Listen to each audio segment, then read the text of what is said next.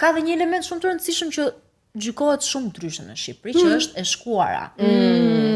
Ndalemi këtu. E shkuara dhe marrëdhëniet e kaluara që kanë pasur çunat dhe gocat. Është kjo shpreha që ekziston, e shkuara të ndjek gjithmonë nga pas, që e përdorin shumica. Është një shprehje e keqe fare, është me një shprehje me lug, me oqean, nuk e la. Ua, po!